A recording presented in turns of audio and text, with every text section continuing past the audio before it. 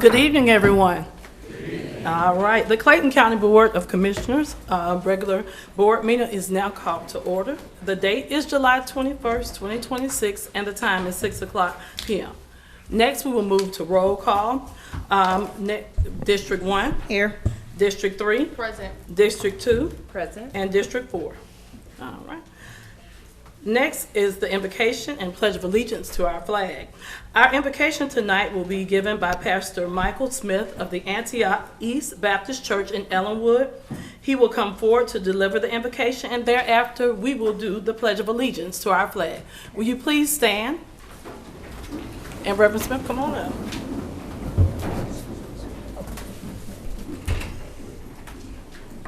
Let us pray. Dear divine, righteous God, we come before you at this present time.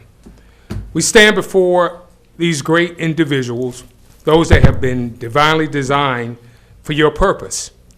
We ask that these 5 commissioners, we know what has been entrusted in them. We thank you for their integrity, their wisdom, and also their investment in this community. We pray for all first responders. We pray for the community itself. Let this meeting be one of resolve. Let it be a meeting of strength. Let it be a meeting of purpose. And also, let it be one that we all come into agreement with it. We give you all the praises. Amen. Amen. I pledge allegiance to the flag of the United States of America and to the republic for which it stands, one nation, under God, indivisible, with liberty and justice for all. Amen. All right, next we will move to the adoption of our agenda. Board members, are there any items that you would like to move to the regular agenda at this time? Yes, item number 4.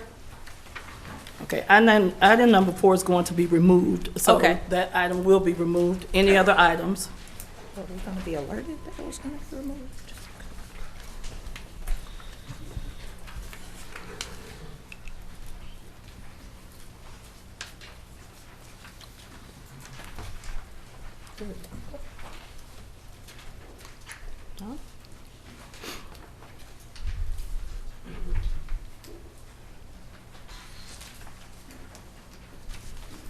All right, board members, are you good? Did you need to move any other items at this time? All right, seeing none, at this time, I need a motion to remove item number 4 from the agenda.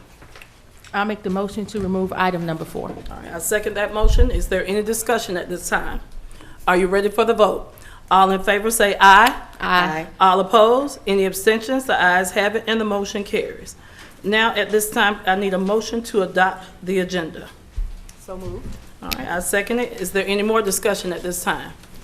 All right, are you ready for the vote? All in favor say aye. Aye. All opposed? Any abstentions? The ayes have it and the motion carries. Next is item 5, presentations and proclamations. Our first proclamation is recognizing July 7, 2026 as 770 Day in Clayton County. And also, we have a proclamation for Mr. Zion D. McHale, recognition for outstanding leadership. Board members, will you please come down for our proclamations? Thank you.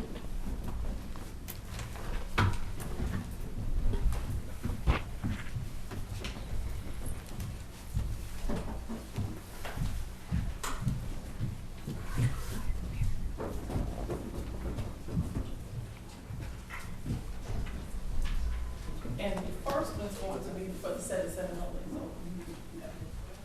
Clayton County Board of Commissioners recognized July 7, 2026 as 770 Day in Clayton County. Whereas the 770 area code was established in 1995 and has become synonymous with the growth, diversity, culture, neighborhoods, businesses, and communities that make up much of the metropolitan Atlanta.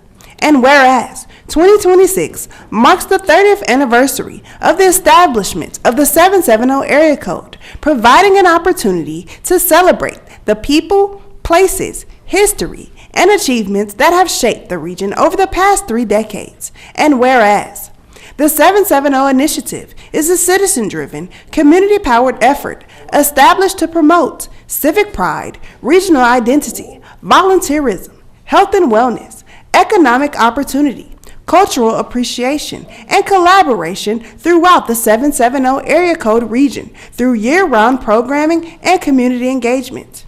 And whereas the inaugural 770 Day Festival will be held on Saturday, September 12th, 2026 at Star Park in Forest Park, Georgia, bringing together residents, businesses, nonprofit organizations, government agencies, healthcare providers, educators, artists, and community leaders for a free celebration of community, culture, health, and civic engagement.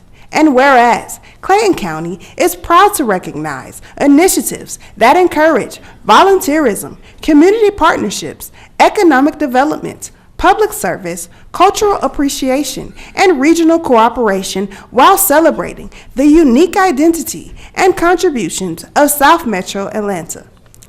Therefore, I, Chairwoman Dr. Alika Anderson Henry, on behalf of the Clayton County Board of Commissioners, do hereby recognize July 7, 2026 as 770 Day in Clayton County and encourage residents to celebrate the history, culture, diversity, and accomplishments of the communities that comprise Atlanta's global backyard. In witness thereof, I have hereunto set my hand and caused the seal of Clayton County, Georgia, to be affixed this 21st day of July in the year 2026.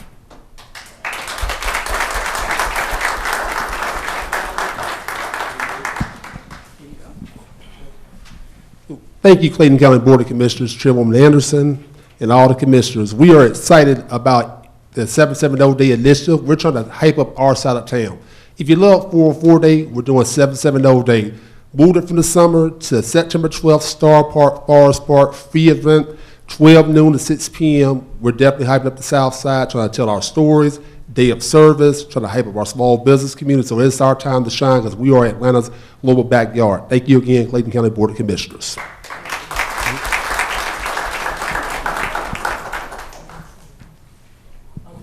Oh, yeah. Oh, by the way, I'm Dominic Huff, the founder and executive producer of the 770 Initiative. All right. Thank you, Dominique. All right. Y'all can have a seat. And next we will have Zion. Is Zion here? Come on up.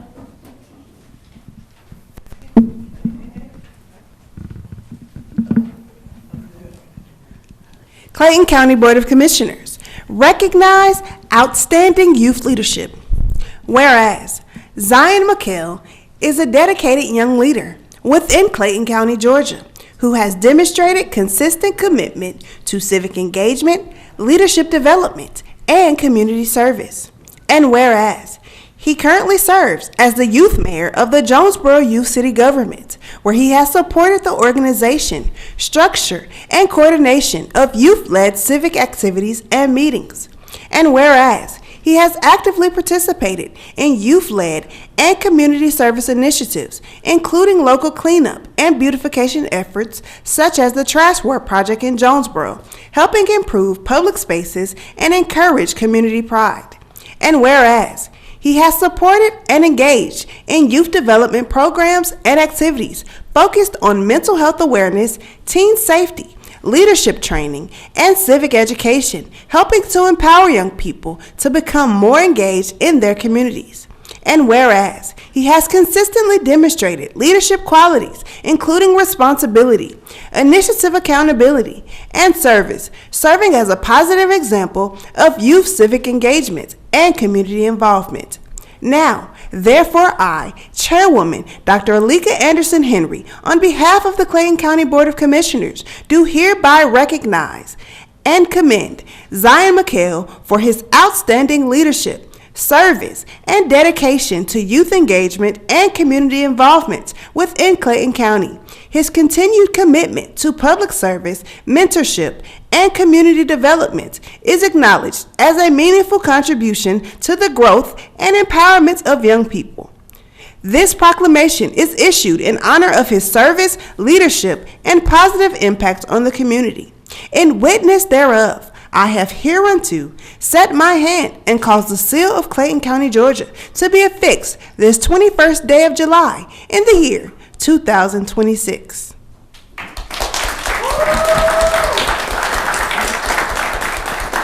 Well, thank you, Clayton County Board of Commissioners, for this recognition. The work is going to continue, and it's only the beginning from here.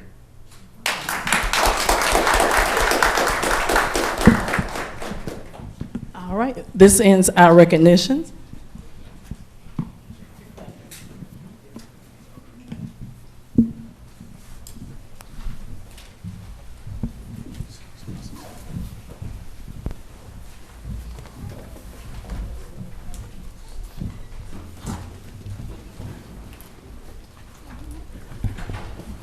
All right, board members, before we move into our public comment, I'd like to ask you all if I can take a personal point of privilege.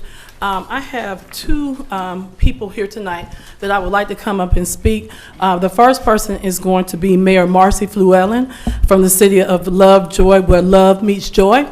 And she's going to come up and speak in regards to, we did have a chance to meet and talk about the issue with the data centers. And I did speak with Mayor Fluellen about some of the concerns that were brought before us at our last board meeting, and some of the concerns that the citizens had in regards to putting the data centers in neighborhoods and by schools. I also would ask after that our superintendent, Dr. Douglas, well, interim superintendent, I'm already claiming it, Dr. Hendricks, is here tonight as well. And I would like to also ask for a personal point of privilege for him to speak as well on some things that are going on in our community, because again, we're collaborating and making sure that we keep our citizens abreast of what's going on in the community. So first, is the board okay with that at this time? All right, Mayor Fluellen, please come up. Thank you so much. Let's give her a round of applause.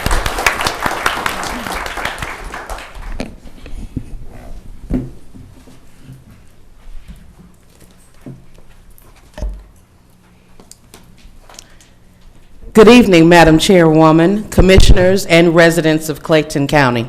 Thank you so much for the opportunity to speak tonight. As many have heard, Lovejoy received the request to build a data center, a mega data center. We're under a full AI push throughout Georgia, and while some cities have allowed them to show proof that they have funding, more funding that they know what to do with, we also have the question of what is the true cost of the quality of life? What happens when they run out of resources? And how will their shortage impact our region? During this AI era, it's important now more than ever to join forces and work together. We need a united front where we're all on the same page to develop a plan to protect not just Lovejoy and not just Clayton County, but our South Metro region. Just as Douglas County used DRI for their united response, we will do the same. We need all hands on deck. As presented to the residents on May 21st, our plan is still the same, to include everyone, all receiving the latest information and formulating a united message for our communities. Each governing body will be able to use the official documents from DRI to support their own ordinance updates in their jurisdictions. It's why we selected DRI as the tool for this critical review. It brings everyone willing to participate to the table. We did not pick and choose individuals for the DRI. We are opening it up for all of our region's elected officials and local leaders. Having already reached out to some and still going to reach out to more, I wanted to show how full that list will be. The mayor and council of Lovejoy. For Clayton County, thank you, Dr. Anderson Henry, for confirming that you will participate. Invitations will be sent out to the entire commissioner board to join us for the review because it affects all of us. Clayton County Chamber of Commerce will receive an invitation, as well as the Economic Development President. All Clayton County mayors will receive an invitation to participate. Jonesboro and Riverdale mayors have already confirmed. Our state representatives will be invited to participate. Already confirmed, State Representative Robert Flournoy, State Representative Rhonda Bernot, State Representative Yasmin Neal, and Senator Gail Davenport. Clayton County Superintendent Dr. Hendricks has confirmed to join us. Lovejoy High School Principal Dr. Griffin, confirmed to join us. Eddie White Middle School Principal Dr. Harris, confirmed to join us. We will invite the entire Clayton County Board members to join us as well, and the principal for Michelle Obama. GDOT, Environmental Protection Authority, Clayton County Water Authority, Central Georgia EMC, MARTA, and Henry County have confirmed to be a part of the DRI. As you can see, this is indeed an all-hands-on-deck approach. We also plan to include our Lovejoy Junior Council. They are on summer break right now and will not reconvene their activities until August when they return to school. And at that time, when we have their new names, they'll be added to the list as well. I'd like to thank you, Chairwoman Anderson Henry, for reaching out to me personally and setting up the time to discuss everything in detail to get a full understanding. The invitation to participate is still the same. We look forward to everyone being a part of this positive stand for our community. As you leave tonight, everyone will be able to see QR codes, signs that are placed on the table in the back. You can scan this code and be added to the list to receive the email notification for the meetings. That information will also be shared on our website and our social platforms. Thank you so much, and if you have any questions, please let us know. Yes, I have questions. Yes, Commissioner ma'am. Allen? First question is, what is the purpose or the point of the DRI Review Committee? It's an impact study, so all of us have the latest information and official documents that support the reason why we give the final answer. So after you convene on this committee, a majority of the committee says, Madam Mayor, we do not want a data center. What would be your next move for the city of Lovejoy? The city of Lovejoy will report that no data center will be allowed. Okay, so why is the DRI committee needed when your citizens overwhelmingly has already stated they don't want a data center? So why go through getting these people together to have a review if people are already telling you they don't want it? Because this is just a data center for Lovejoy, but we need to address the entire region. There are plenty of municipalities that do not have a plan of action in place and have not updated their ordinances to have a full stance. So this is an opportunity to not operate in haste or make a knee-jerk reaction. It is a time for all of us to sit down and collaborate and have a full plan put together that protects not just one place, but all places. So at this time, can we get a commitment from you to say that there is no data center coming to the city of Lovejoy? The mayor and council do not support 15 data centers being put in our You community. support one. There's no need for one if we have so many of them being built in our area, as Okay. we said last night at our Okay, council So I take meeting. that as there is no data center coming to Lovejoy. We do not have plans for a data center to come to Lovejoy. You do not support a data center coming to Lovejoy. I don't know how many ways I can say that, I'm saying but I've said it every enough, which and way. I'll I let just my want it on attorney the step record. in at this I have it on time. the record because you guys don't have meeting minutes, you don't have video recording. And because of the lack of communication on the city, my office have overwhelmingly received over 760 emails from constituents that I represent in the city of Lovejoy and also in unincorporated Lovejoy. So I'm saying this because our meetings are recorded. So I want everyone to hear that the city of Lovejoy, we will not have a data center. So we can end all of this and you guys can continue with your review so you can do your regional thing. So it is okay if I tell everyone that the city of Lovejoy is not going to have a data center? Madam Mayor.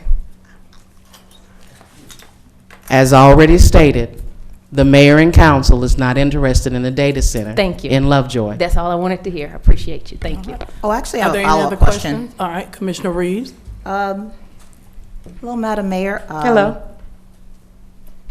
Thank you for your speech, and I almost said presentation because I'm thinking back to the presentation that the Office of Community Development and Economic Development presented. In 2025, I introduced a moratorium on data centers, and then during that moratorium, our staff had the opportunity to do research and evaluate and to eventually hear feedback from the community regarding data centers. And so I do know that there is an option for legislative bodies to introduce a moratorium. And during that time, while there's a moratorium, studies and reviews can take place. And so I'm curious, because from what I've heard, and I know this is in Commissioner Allen's district, I know it's inside the city limits, but the moratorium I introduced covers unincorporated Clayton County. It doesn't cover any of the city limits. But from what I have heard, this was an area that was in the county and was annexed into the city, which meant it no longer fell under the countywide data center moratorium. And so I'm a bit concerned because this entire process has been, cloaked, oh goodness, in secrecy. And I think what I'm hearing from a resident is that they want transparency around this process. And they want to understand, well, if the county has a moratorium and the city doesn't have a moratorium, why was this particular parcel of land moved from the county to the city where it no longer fell under a moratorium? When it was moved to the city, it was for a residential project. They came along later and asked for a data center. And the city of Lovejoy is not the only city in Clayton County that does not have a moratorium at this time. I never said it was. I just wanted to make sure everyone understood. And the statement of secrecy, we have open council meetings, and anyone who wants to get a copy of our records can do an open records request. So where is the secrecy?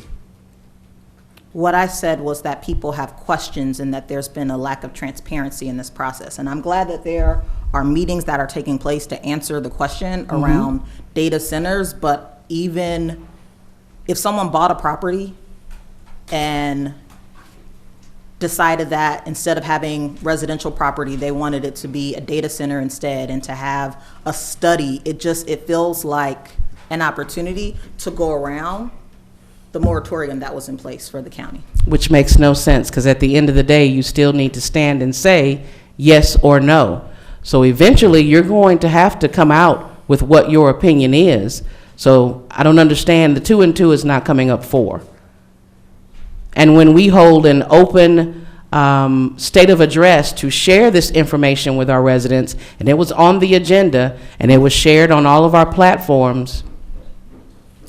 I'm simply sharing the concerns. I understand, but that's why I want to add content for those who are listening and those who are watching. There was no need for secrecy in the city of Lovejoy. And that's exactly why I brought her here tonight, because our mayor here tonight, because I want everybody to know we're going to be transparent about everything that we do. And even though she is the mayor for that city, as the chairwoman, what real leaders do is they sit down and they talk. And they work through their issues, and they come up with a solution at the end. So that is why she is here tonight. Our mayor is here because I want her to be transparent with you all about the process, why we're doing the process, and also what year, Mayor, was that land annexed over? October 2024. Yes. Okay. All right. So again, I want to put that out there as well. So again, we're going to continue to work But the together. zoning was changed from residential to allow Can I finish my statement? data centers. Again, as I was saying, we're going to continue to work together. We're going to continue to be transparent, and that's why I brought Mayor Fluellen here tonight, because, again, our meeting was not going to be secret. I wanted you all to know that I did go and speak with her in regard to the concerns, and so now we're going to deal with those concerns. We're going to work together, and we're going to follow the DRI process and all of the processes, so all of our cities will have the opportunity to know what to do. You know, if we keep doing things the same way, we'll never move as a county. And now we're moving as a county together, and that's how we've got to move. So thank you for coming out tonight. I appreciate you. Board members, are there any other questions at this time? Yes, I have a question. Commissioner, I'm going to move on down to Commissioner Davis. Sure. You spoke already. I'll speak after you. Thank you. Mayor Fluellen, thank you for coming and sharing your information. More of an informational statement. Tomorrow night here at 6 p.m., I will be hosting a data center forum to let folks understand what a data center is, what it is not, and the economic and environmental impact on the county. So we're open to questions. I will have a couple of guests that are experts within that area, and we will continue on. So 6 p.m. tomorrow evening here to talk about data centers. All right. Thank you, Commissioner Thank Davis. you. All right, next, Commissioner Allen. Yes, I guess Attorney Wiggins can answer this question. For the record, Can you please let the, if you have it there, the citizens know what the zoning was when the city of Lovejoy annexed the land into the city of Lovejoy, and then the date when the zoning was changed to allow data centers? Because it wasn't originally, there. So I want the dates. Thank you. Well, first of all, good evening to you, Madam Chair, and for the rest of the Board of Commissioners. Two things. I'll answer your question, Yes, Commissioner Allen. First, the DRI process is governed by the statewide organization, the ARC. So it's not that the city elected or had an option on whether the DRI process was even activated. It's required. And so we have to go through that process whenever a development, whether it be residential, whether it be industrial, commercial, is large enough, the application for the development is large enough that it has regional impact. So it's a required process, okay? And I know your county attorney very well, and he's an amazing attorney that can give you more information about that DRI process and the state rules that govern it. As to your question about the annexation, it was annexed prior to this body's moratorium. And in the city of Lovejoy, we have a zoning designation called ANX. So what that means is that a property that's annexed out of the unincorporated area will retain whatever rights it had when it was in the county, in the city. And so we bring it in as an ANX so as to not change the zoning. And then that means, per zoning procedure law under state code, that no one can touch the zoning on that property for at least a year. So it was more than a year later did the owners of the property come back and seek a rezoning. And the rezoning currently, I think it's an RA1. I'm not sure if that's the exact designation, and I do not remember the date. I think it was late 2025. Okay, thank you. You're welcome. Any other questions at this time, board members? No question, but I do have a comment. Because Chair, you mentioned, fostering communication between the county and the city. And we've heard from residents in Lovejoy, in the city of Forest Park, and in other cities who would like to see moratoriums passed not only in the county, but within city limits. And I think that there is an opportunity for our city leadership to also explore the opportunity to have data center moratoriums within their city limits, because during the moratorium, there can be studies, there can be reviews, or the DRI process can continue while there is a moratorium in the county, but also within city limits. And you are correct. That's part of the DRI review. And moratoriums are one of the tools that can be used. It is a limit you can only put a moratorium in for 1 year. But if you go a deeper process and you go into your ordinances and use the proper language that we will attain from the DRI, you can establish limitations that last more than a year. So they can operate in more totality than a 1-year moratorium. Oh, I know. So I just want to make sure everyone else knows that. So there are many vehicles or tools that we can use. Instead of fighting over which tools are used, let's make sure we all reach the same destination. I just wanted to provide clarification that moratoriums are an option within the county It's one of and the city options, limits, yes, ma'am. because those are questions that are asked. And Clayton County has had a moratorium on data centers for 1.5 years. So I'm very well aware that a moratorium can extend past a year. Thank you. All right, any other comments or questions at this time? Thank you, Mayor, and thank you for giving us that information, and you all continue to have a great day in Lovejoy. All right, thank you. All right, next up will be our interim superintendent, Dr. Douglas Hendricks.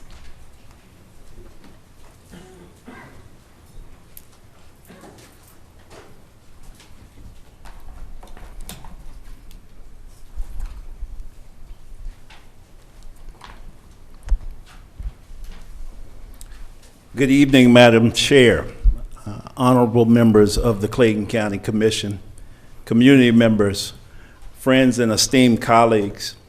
I am Dr. Douglas Hendricks, Sr., Interim Superintendent and CEO of Clayton County Public Schools. And I stand before you tonight to declare, without hesitation, that we are ready to receive your children. In less than 2 weeks,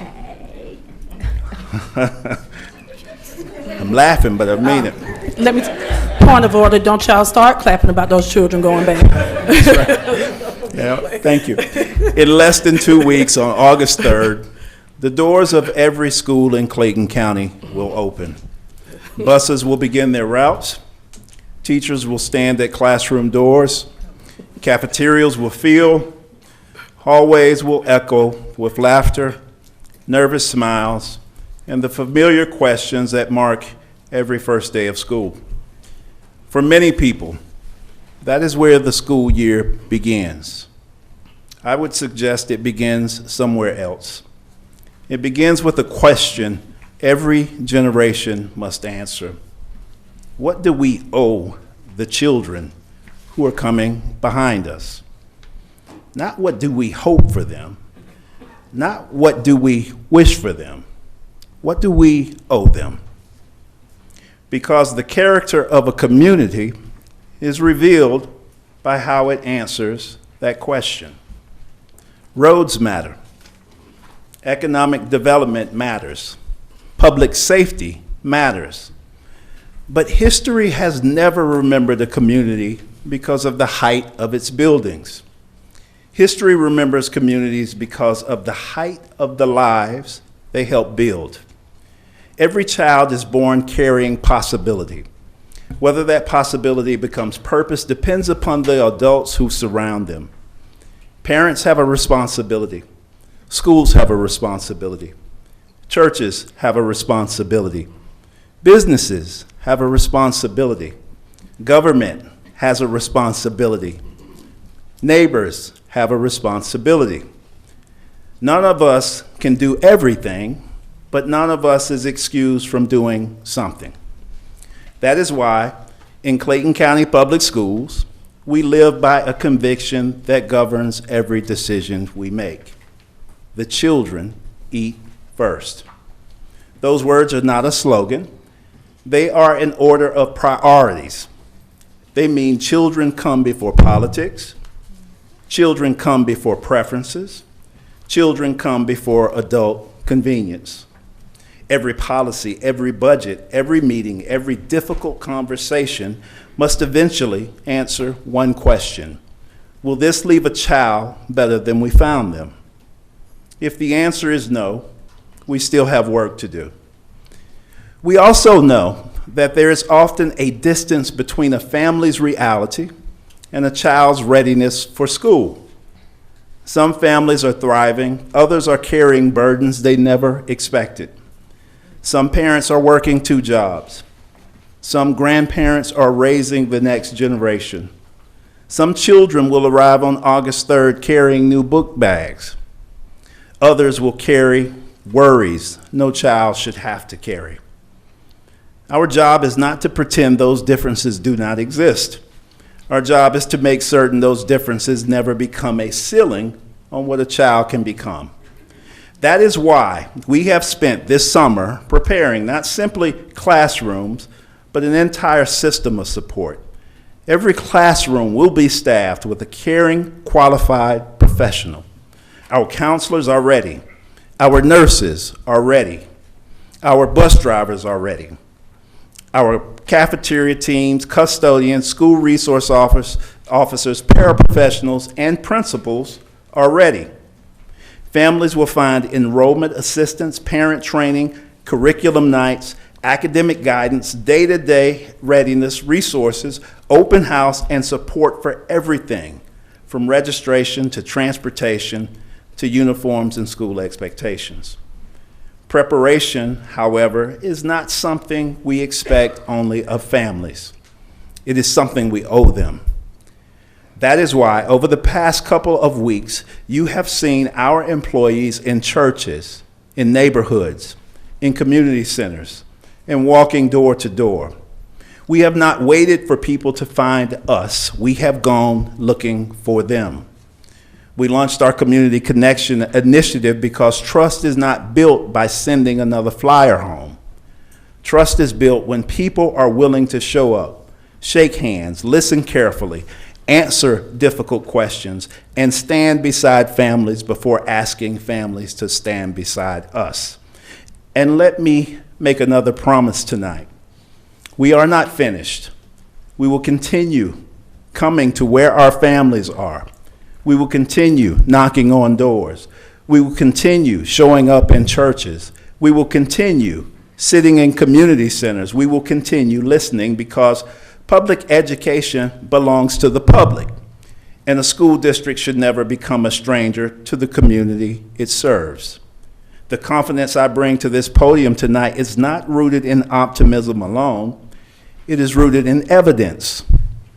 We have watched graduation rates reach their highest level in our school district's history. Students with disabilities are graduating at historic rates. More students are succeeding in advanced placement courses. Literacy has become a district-wide movement rather than a program. Kindergarten and first grade classrooms are embracing the science of reading. Artificial intelligence is introduced responsibly to our educators. Career pathways continue to grow in aviation, cybersecurity, public safety, and skilled trades. We have expanded access to school-based health centers because a child who cannot see clearly, hear clearly, or feel well cannot fully learn. These are not isolated accomplishments. They are evidence of what happens when a community decides that children deserve more than promises. They deserve preparation. The arena at South Lake now stands as a regional center for workforce development and student opportunity. In partnerships with universities, businesses, faith communities, and nonprofit organizations continue to widen horizons for our students. Still, no district can love a child enough to replace a parent. No teacher can substitute for a caring family. And no principal can replace an involved community.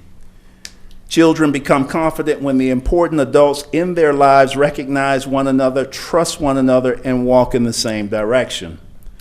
That is why I need something from every parent and every caregiver listening tonight.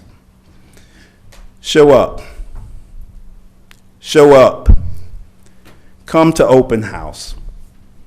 Walk the hallways with your child before the first day.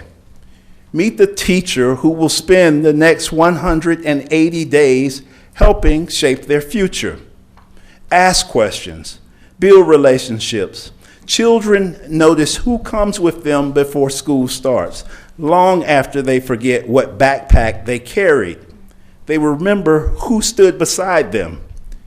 And before that first day arrives, I want to personally invite every family to join us at our Back to School Bash on Saturday, July 25th, from 10 a.m. until 12 noon. At Riverdale High School, at Morrow High School, at Jonesboro High School, and at Mundy's Mill High School. Come receive school supplies, enrollment assistance, district resources, information, and meet the community partners who stand beside our schools. If you still need help registering your child, if you have questions, or if you simply need someone to point you in the right direction, come. We will be there, and we will be ready to help. When August 3rd arrives, more than 50,000 children will walk through the doors of Clayton County Public Schools. Some will become teachers. Some will become welders. Some will become physicians. Some will become entrepreneurs. Some will wear military uniforms. Some will sit in this chamber one day and make decisions for the next generation. Today, they are simply children. They are watching us. They are learning from us long before they learn from a textbook. One day, they will inherit whatever kind of county we choose to build. So let us build one that never asks whether our children are worth the investment. Let us build one that answers that question every single day. Because in Clayton County, we have chosen our order of priorities. The children eat first. May God bless every child. May God bless every family. And may God continue to bless Clayton County as we build a better tomorrow today. Thank you so much for having me. Thank you.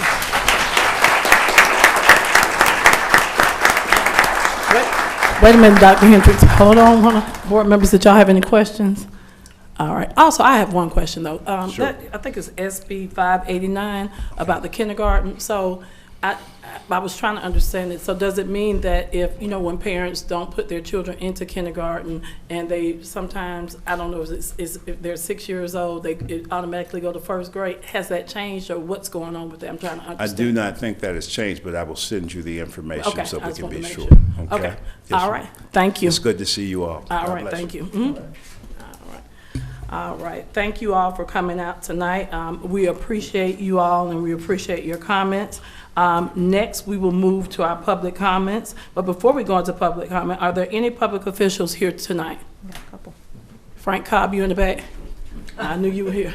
All right, the judge is here today as well. Let's give them a round of applause. Solicitor Brooks. Solicitor Brooks. Oh, I didn't see you. And Solicitor Brooks is here as well. I didn't see you over there. Y'all need my glasses tonight. Thank you. Let's give him a round of applause as well.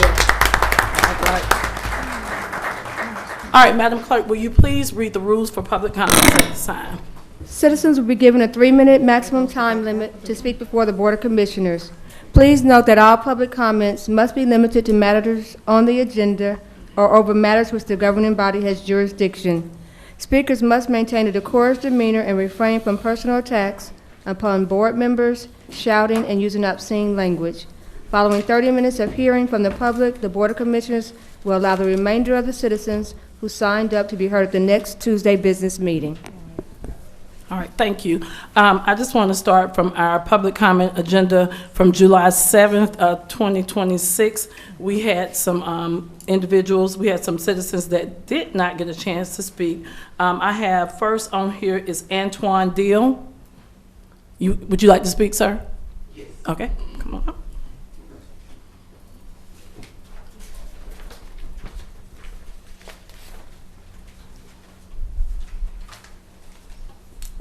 How y'all doing? Good evening. Hello. Good evening. My name is Antoine Dean, District 4. I said Dean, Deal. I'm sorry, Dean. Keep going. No problem. All right. I am the owner of A Plus Automotive and Collision. Thank you for giving me the opportunity to speak today. I'm here respectfully asking the board to reconsider the denial of my business license. I entered into a lease for this property in good faith, invested my time, my money into repairing and preparing the space, and I have already begun to establish my business at this location, 7363 Tower Boulevard. After making this commitment, I was informed that my license was denied due to the business corridor overlay, which now prohibits auto repair business in this area. However, what makes my situation unique and why I am asking your consideration is that the exact property already housed another auto repair business in adjacent to my unit. This creates an inconsistency that has placed me in a significant disadvantage. I am operating in the same building under the same conditions, yet I am being denied the same opportunity to operate my business. I am not asking to change the character of the area or create a disruption. My goal is to simply operate a professional, responsible automotive business that serves the community, contribute positive to the local economy.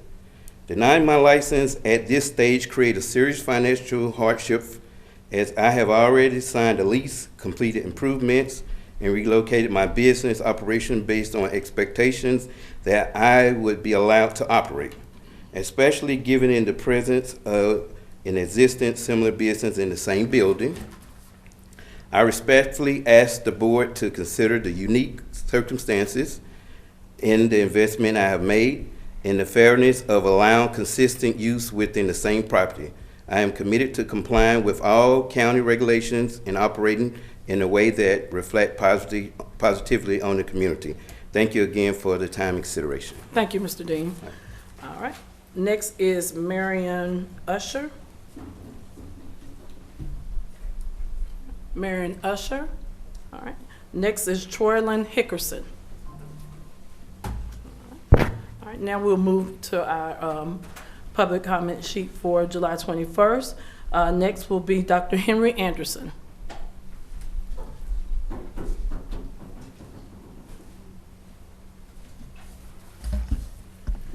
Henry Anderson, District 3 constituent and resident, unincorporated Clayton County, Hampton, Georgia. Good evening. On Friday, July 24th, at the Flint River Community Center, there will be a 1950s, 1960s jamboree, which is a kickoff for the celebration of a family affair. School kickoff will be attached to it. The reason I bring this up, last year I went to Director Melissa Myers Bristol about having an event with 50s and 60s music, which is enjoyable music where everybody can dance to, a whole family event. She liked that. This was last year. I had some apprehension about it and then kind of go forward with it. Earlier this year, while I was at South Clayton Community Center, I saw Commissioner Allen, and I talked to Commissioner Allen about it. Commissioner Allen said, oh, this is a great idea. Unbeknownst to me, she went to Director Melissa. So at your State of the County address, Madam Chairwoman, at the end of your State of the County, Director Melissa came to me and said, we need to sit down and talk. Commissioner Allen came about the idea about this type of jamboree, so that put legs behind it, so to speak. And long story short, it is now to fruition. The team of Melissa, Director Melissa, Tonette White, her Deputy Administrator, the Administrative Secretary Aretha Mattox, and the team that she has assembled at Flint River Community Center, Ms. Brittany Brown, the Flint River Intergenerational Community Center Manager, Ms. Rhonda Dillon, the Intergenerational Program Coordinator, Ms. Celestine Rogers, the Special Events Coordinator, Ms. Crystal Ferris, the Black Box Theater Coordinator, and Mr. Omar Jones, the Cultural Art Administrator, is the 5-member team that Director Melissa has put together. All systems are go. I had a chance to meet with the DJ in terms of the music playlist selection, and we met for 90 minutes on last Wednesday because they're going to have dance off. So everything is green and gold. So I'm telling you all about it.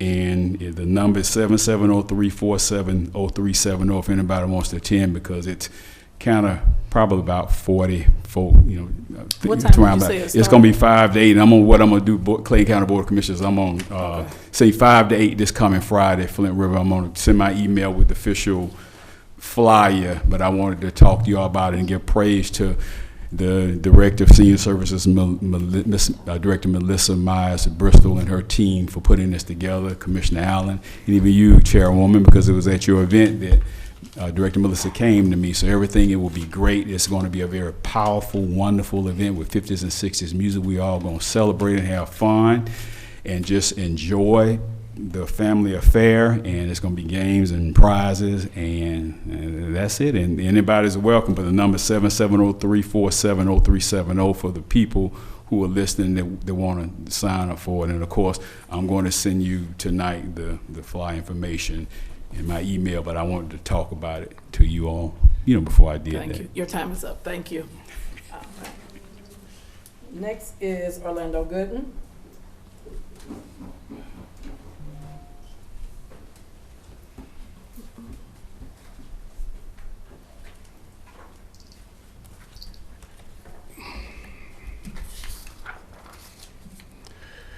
Orlando Gooden, Clayton County. It seems that data centers are a hot topic, not in Clayton County, not in the state of Georgia, but in the whole country. It seems it's one of those things where it's a necessity, like a jail, but just not in my neighborhood. So I've attended the Lovejoy meetings. There's a lot of passion there. A lot of people are not happy. But I will say to everyone, understand, you're elected to represent the people. They will remember after they pay their taxes, and when it's time to vote, they'll think about what you did. Anyway, I attended the July 15th FIFA Watch Fest at the arena at South Lake Mall. The Community and Economic Director, Patrick Ejike, who has a degree in architecture, took me for a mini tour of the 8,000-seat facility. It is similar to the State Farm Arena, but it does not have a bad seat in the house. It is beautiful. We spoke about the TRP management and marketing company for the Board of Education. Also, the City of Monroe's involvement in any future events. For the $140,000 expense, I'm curious about the total number of people that attended. I counted a total of 50. Even though it was funded by the hotel tax, what was the return on our investment? I spoke with the chair before the event, who said she will provide me with the itineraries for the conference in Mexico. You did say that, right? Oh, yeah. Okay. I would like the itinerary for the conference in New Orleans, July 16th, 2026. Since this chair exceeded her travel budget for the last fiscal year and claims to be transparent and accountable, when will I get the itineraries? Okay. My issue is on the agenda, there are budget amendments. My concern has always been public safety. I do not see a budget amendment for the Solicitor General. That is one very important department. He provides a service, yet you commissioners have your priorities out of order. By the way, Commissioner Hambrick, why weren't you at the FIFA? Okay.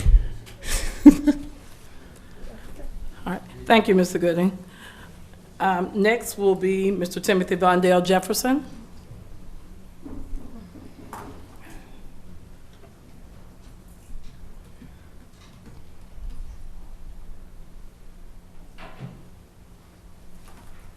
Good evening, Timothy Vondell Jefferson. I'm here as a consultant for Cell Economic Development Group, 2261 Tamas Road, Lovejoy, Georgia. My client just spoke to you guys, Antoine Dean. He's the owner of A Plus Automotive and Collision. I here represent him in trying to get the business license certified. When I take on a client, I'm very intentional and deliberate. If client comes to me and I know that that would not pass muster, then I'm not going to take on that client. But in this particular situation, we have to start using common sense. This building has been an automotive facility for 50 years. So the Sizemore Group come to you guys and say, hey, we have to do a rewrite of this and that and the other. A rewrite in the heavy industrial area makes sense. A rewrite in a light industrial area makes sense. But when you go into an area that's already designated to be general business, and then you take it and put it into an overlay district of a business, and then you exclude certain businesses that have already been established, our inventory is old.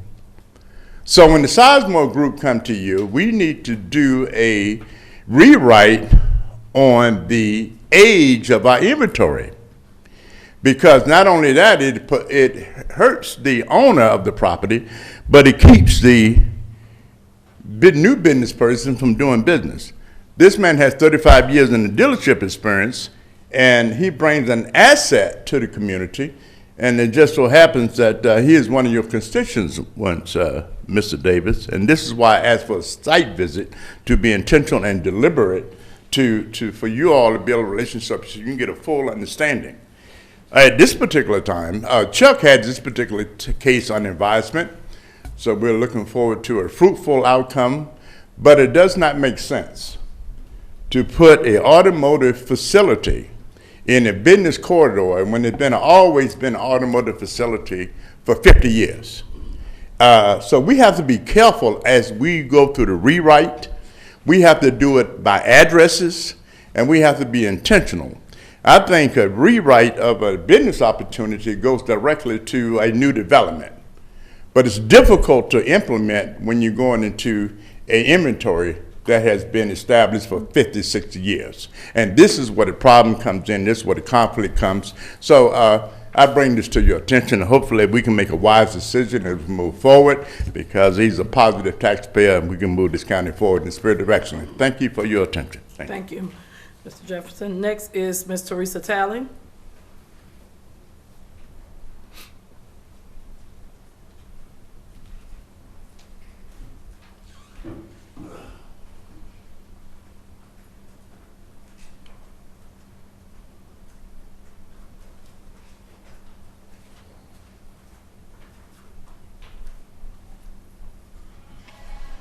Teresa Talley, District 3. What if our county could operate more effectively, ensuring tasks like cutting the grass, sign removal, and maintenance of abandoned properties are completed without the need of constant reporting? What if we could finally address the long-standing issues of unfinished projects, GDOT, and abandoned buildings, Terra Boulevard, that have been a burden on our community for over 2 decades? Picture a county where businesses take pride in maintaining their properties and residents receive the necessary support from our leaders.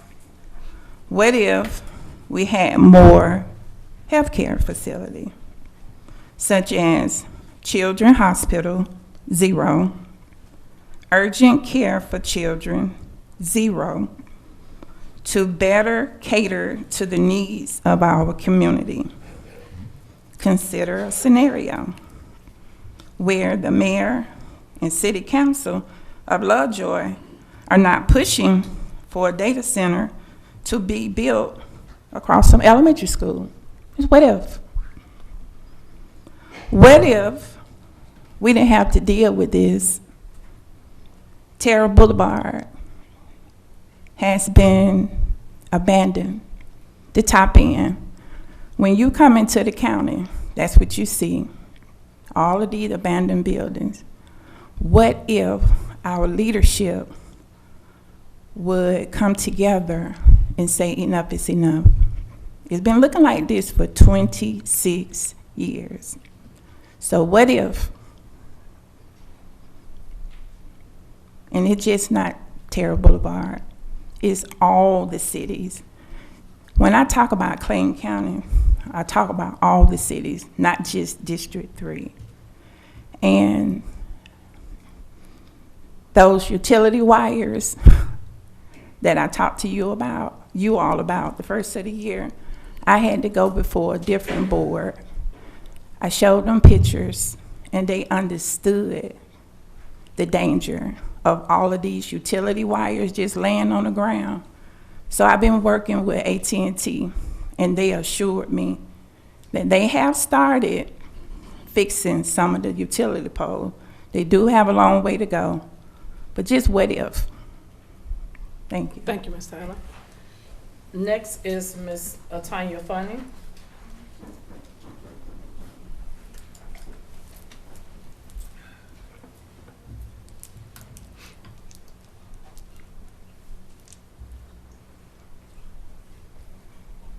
Good evening.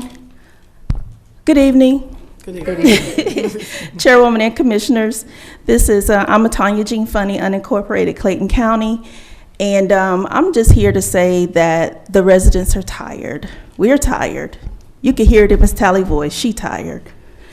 So I want to know, like, why am I getting phone calls about being careful because the people pushing the data center in Lovejoy are gangsters? The meeting for Lovejoy on October the 21st, 2024 is the meeting where the parcels were annexed, right? So first of all, I drive Panhandle Road every day, and I never saw a sign for that annexation of that property. My question actually is not to the current chair, it's to Jeff Turner, the former chairman.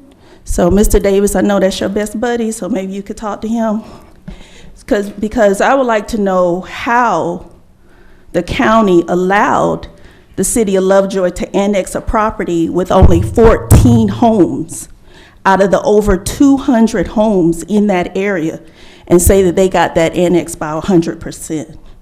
And so you want to tell us that this was done properly and that the 14 homes that now allowed the city of Lovejoy to have control of that property all of them abut the property where the proposed data center is. So it really doesn't matter if it was a housing development or this data center. Lovejoy should not have control of that property right now. So I would like to see the beginning of a process of de-annexing that property from the city of Lovejoy, because it was acquired by deceptive practices. So like Ms. Talley said, we tired. What if? What if we would actually do things the proper way? Why?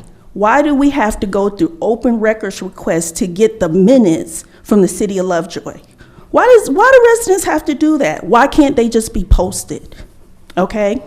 And then the other thing that the attorney didn't want to say, on November the 17th, 2025, Lovejoy made it easier for data centers to come by changing the residential agriculture district to allow all of the writing for data centers. They put it all in there. And now the mayor wants to stand up here and act like she the victim of a lame duck governor. Y'all need to stop playing with us. And then on December the 15th, with my 20 seconds left, the council, who's afraid because the city being ran by gangsters, won't say anything, and gave the mayor, who's also the city manager, sole control of all special administrative permits. Please stop playing with us, because what if? Thank you, Ms. Fine. Next is Kari Lewis.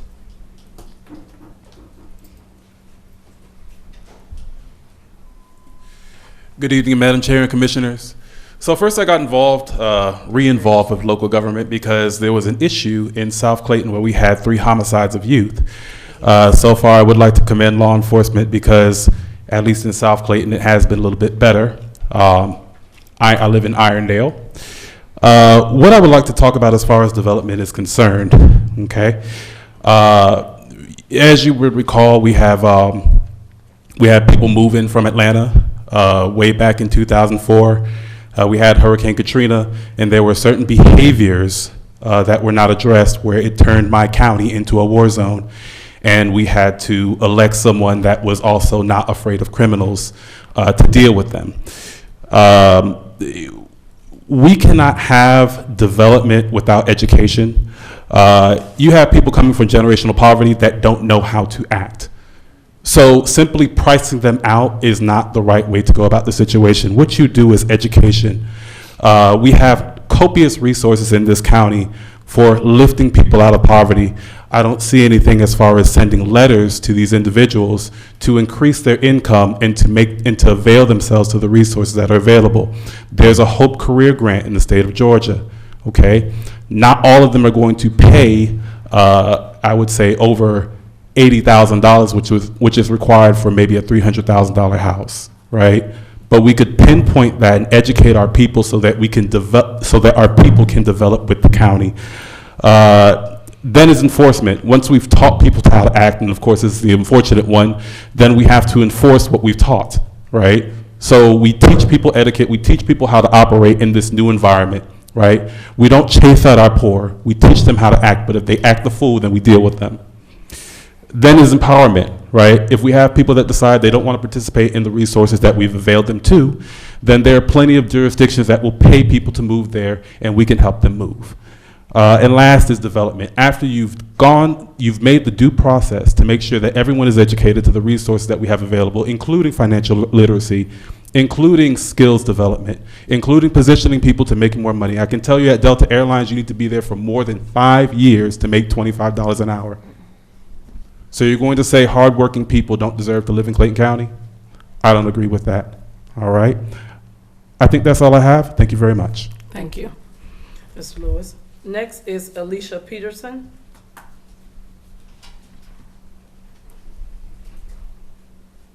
All right. She's right there. Are you, no.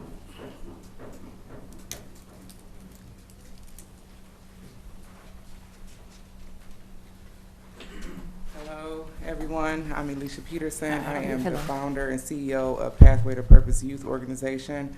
We are a new nonprofit organization and located on Morrow Road in Morrow, Georgia. And we are bringing empowerment to the youth in the organization. I just want to share that we're having a showcase on July 23rd. It's open to everyone to come. And that is it. Well, thank you for introducing. And it starts at 4:30 to 6:30, and we are excited. The students will be presenting their new business ideas and pitches, so we're teaching the students how to start and start their own business. And then in the fall, we turn into an after-school program. That is where we teach non-financial literacy. We're go strong on mentorship, and we still focus on entrepreneurship. And I'm sorry, what was the address? It is 1221 Marl Road. We're located at the St. Augustine's Church in their parish hall. Do you have a flyer that you can Yes. leave behind? Can you meet with, Jordan, can you wave? With who? I'm sorry. You can She's leave getting it up. Can you with meet the- with her? And if you Yes. get us a flyer, we'll advertise it in the District 1 newsletter. Thank you Yes, so much. Thank you so much. Thank you. All right. Next is Pastor Smith. He's gone. All right. All right. Well, thank you all for coming out tonight. I just want to say that your comments are duly noted. I also want to speak on what Mr. Gooden had spoken about as far as my travel. My travel did increase because I'm going on more trips to represent our county, and that is what I'm supposed to do, ladies and gentlemen. I am supposed to go out here and represent this county. This county has not been represented in 20-something years. And I need to be out here with the movers and shakers so we can talk about how we can bring and move Clayton County forward. Just as the young man said, and I want to make sure I got it was Mr. Lewis, we've got to get families. Now, Mr. Lewis, but we got to be gentle how we deal with our families because a lot of people are going through a lot of things. But we do have to teach them. And we have to teach them and teach everybody in the right way because guess what? Someone taught us as well. And so I'm going to keep advocating for our families. I'm going to keep advocating for this county. I'm going to keep going on the trips that I need to go to because I was chosen to go on these trips. Some of the trips I've been asked, and it's been an honor to go with the mayor and all of our different public officials from different regions across the region and across the state of Georgia. And when we go on these trips, we learn a lot. We bring a lot back to the county, and that's what we're supposed to do. And so if you all will continue to allow me to represent this county, try to bring some money into this county that is so duly owed to us, I would appreciate if you all would just stand behind me and stand beside me and know that I am doing the right thing for Clayton County. Thank you so much, and that is my message, and I'm going to stand with that. So we're going to move right along to our consent agenda. At this time, I need a motion to approve the consent agenda. I'll make the motion to approve the consent agenda. Second. All right. Is there any more discussion at this time?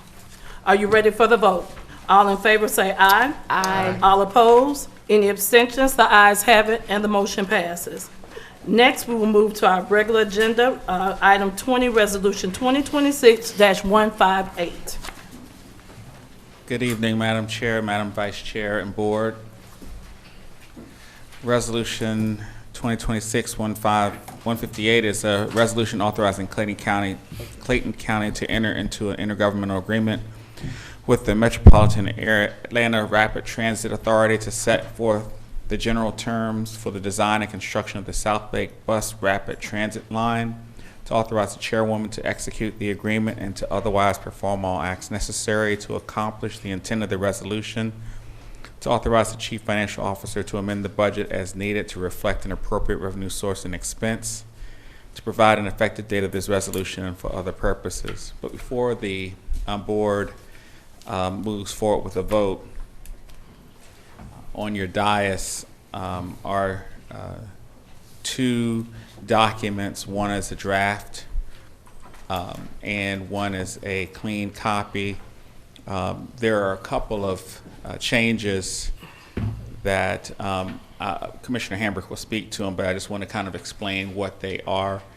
The first is the agreement references major change.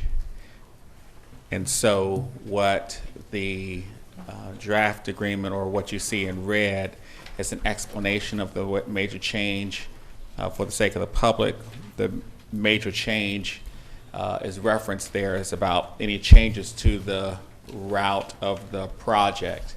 And so what the proposed definition does is spell out what is a major change, and it requires a major change to come back to the board for approval with a amendment to the agreement. The second item is related to the board's responsibilities, and this relates to condemnation. This puts the burden, or I guess the decision-making on the value of property back on the county as opposed to MARTA. And then the last change is that this is on section 3B. The last change is in section 9, which has venue in Clayton County as opposed to Fulton. And after, I guess, Commissioner Hambrick, she's going to say something that I would ask you, when you vote to approve the amended agreement, if you all are good with those changes. Commissioner Hambrick. Yes, I did ask our attorney to look over some of the concerns that I have had and my constituents have regarding this agreement, this IGA with MARTA. Chuck did go over those agreements or whatever, and because of this, I would like for the board to hold on this so we can study it, we all can study it and agree upon, because this IGA affects, well, the whole project, the BRT, affects District 2 more than any other district. It may touch a little bit on some of the others and maybe on 4, but it goes straight through District 2, and my constituents have a concern, and I am here to represent them, and right now, this agreement does not really benefit our folk in District 2, and I would like for us to study this a little bit more, because those were some very important items that our attorney just mentioned as far as this agreement is concerned. So I would really like for us to study this and get back with MARTA, and I guess you as attorney for us would get with the attorneys, I guess, for MARTA and all, so we can come upon some type of agreement that's not here right now. And so, yes, that certainly is an option if the board decided to move.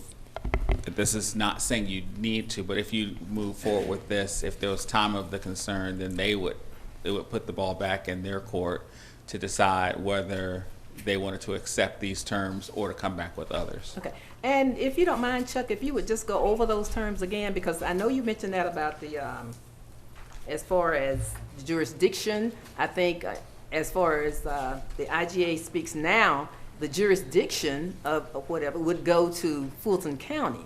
But why should it go to Fulton County when everything is being done in Clayton County?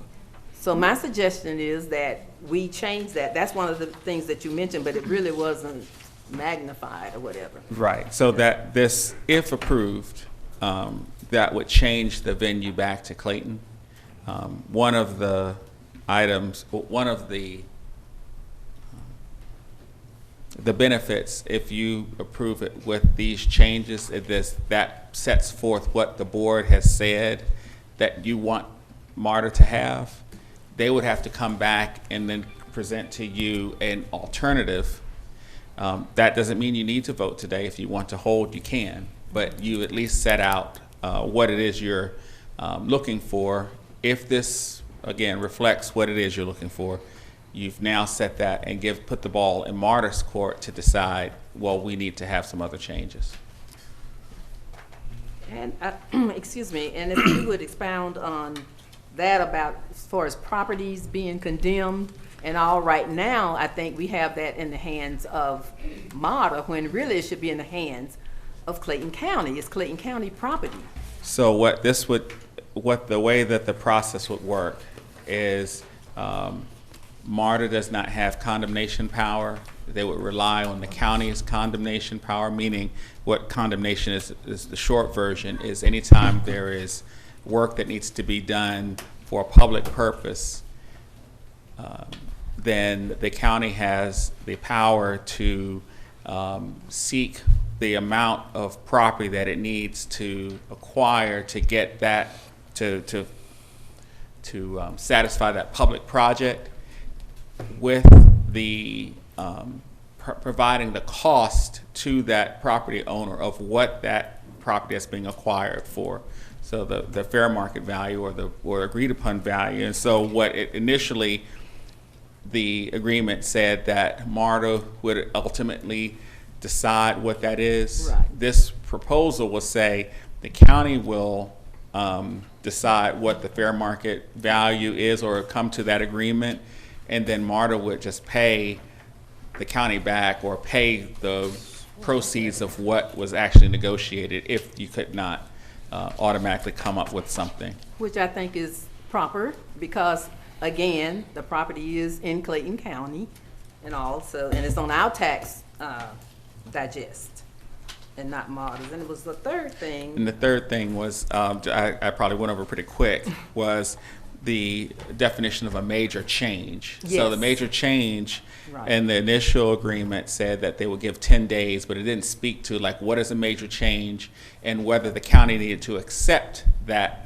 before just moving on with the change. So what this amendment does is define what is a major change, and the definition would be if they're making a change to the street, a road, or a drive to like move it from one street to another, or something that's a significant impact of what is the layout that's on Exhibit A, they can give you that, but the board would have to agree.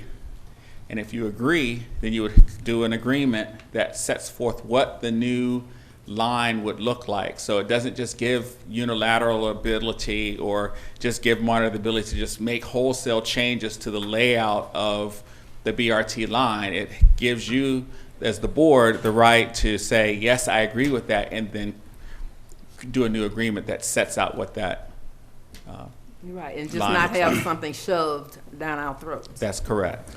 Because we have different municipalities as well that this would be going through, and they've been asking for light rail and things of that nature. So would that change be able to be made even if we went through this today and said yes or, well, yes to this today, if that certain municipality wanted to change it? To light rail? Mm-hmm.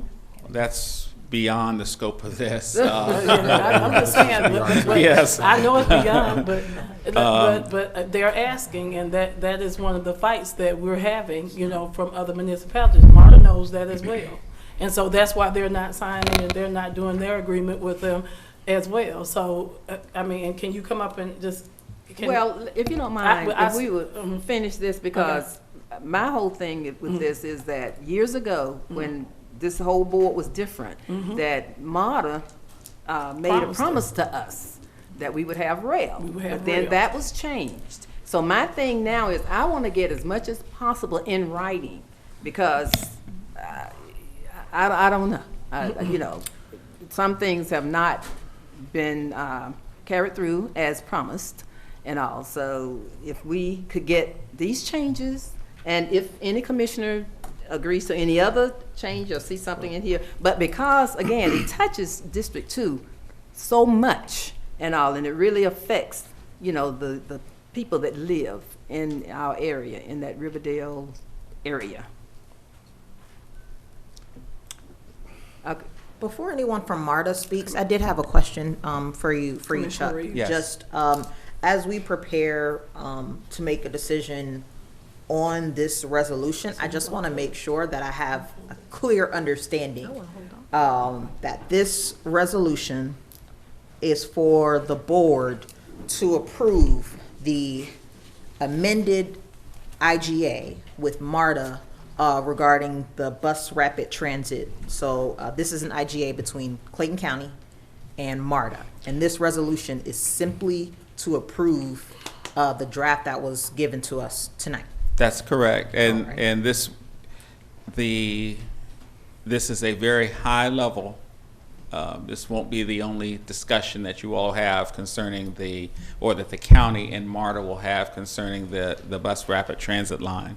Okay. But this sets forth a general framework for what does the BRT line look like in the county, so that the so that continued planning can be going, can move forward for funding and the other things that Marta came and spoke about at the last meeting and at the work session. And Chuck, if you don't mind, if you would, I know we're saying BRT, but for the listeners and all the constituents, everybody listening, that BRT is Bus Rapid Transit. Yes. Which we are being given instead of rail, which is what we were promised. Is Marta? Can I speak? I mean, Yes, granted, Commissioner Davis. we've asked for something a long time ago with rail, but asking for rail is like asking for a floppy disk in today's IT world. It's obsolete. It's obsolete, and it's very, very expensive. Commissioner Hambrick has been harping on many of these points for a long time, and I agree with her, and she's discussed some with me, and I agree with her. I do like the amendments that were put forth. I believe this is a resolution that needs to go forward so that we can begin to put forth the concept of BRT into existence, so that with this new convocation center and what some of these folks have spoken about with Terra Boulevard and around Clayton County, we can begin to initiate a stronger economic image and impact into this county.